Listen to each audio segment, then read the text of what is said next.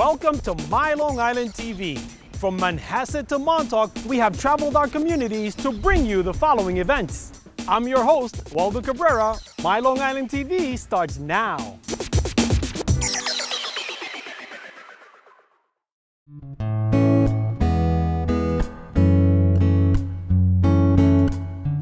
Our winery was established in 2006.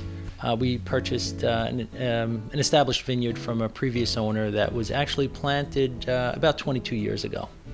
We constructed our home right in the middle of the vineyard and created a B&B as well to offer to guests who want to stay on a vineyard. We grow on our vineyard Cabernet Sauvignon, Merlot, Cabernet Franc, and a little bit of Sauvignon Blanc. We do, however, purchase Chardonnay and many other various grape varietals that are available to us each year. Harvest is probably the most exciting thing we can do. In fact, we offer to members in a Vine to Wine program. People are able to harvest with us. Grapes are harvested, hand-picked, not mechanically or machine harvested. We collect them all in bins. We bring them over to a vehicle that'll transport them here to the winery. At that point, we crush, we destem, and begin the winemaking process. The B&B is very unique. It sits in the center of the vineyard, so people are able to be exposed right to the vineyard, right from their window or balcony. And from there, they can see the day-to-day practices required as a farmer in a vineyard. We started with a smaller production with fewer people being involved, and we've grown quite a bit in the 6 years that we're out here. Our Harvest Festival is standard each year, and then throughout the year we're always doing wine education classes for our members as well as the public, so anybody can take part in that. We started as home winemakers. We used to purchase grapes that were shipped over from California. Shortly into our home winemaking, we started buying grapes here on the North Fork.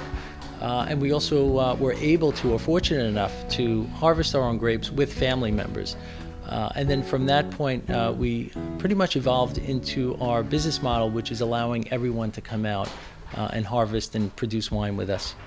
After harvest, we've already crushed and destemmed our grape. We decide if it's a red grape and we're going to ferment it with the skins, the entire pulp can go right into the center of this tank. And if it were a white wine, we can just press out the juice after crushing, would still go into this tank. Fermentation does take place in this tank. We have here a sample valve. Anytime during the process we can take a sample, check to see if fermentation is complete. We can probably finish a white wine within a 3-month period, so it could be in this tank for about 3 months, and that would be the soonest. Our red wines would go from this point and then into our barrel room. This is where we store and age our barrel, fermented and barrel-aged red wines and some of our white wines. Barrels breathe. The little bit of breathing that barrels offer is called micro-ox, and the micro-ox brings a complexity to the wine that no other vessel or sealed container can give us. Barrels are also toasted on the interior. As a winemaker, we can also choose the toasting level. Here is an M for medium toast on this Hungarian barrel. So the variables are pretty much endless when it comes to designing our wine and what type of barrel to use, and each barrel imparting a different nuance. Before we bottle any of our white wines, we make sure we filter. We have here a plate and frame filter. There are filter mediums that go in between all of these plates here, and we simply run through, and that'll be a rough filtration. From this point, we go into what's called a sterile filtration. It's a sealed environment here with a filter medium in the center. When coming out of here, we are assured that there are no bacteria in our wine, and then from here we can go to a filler. And from the filler, we can just put bottles in one at a time.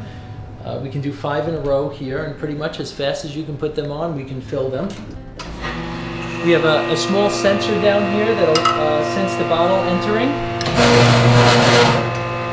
And there are jaws here that pretty much squeeze our cork and with a pin drive the cork into the bottle. And we now have a thoroughly bottled and corked bottle of wine.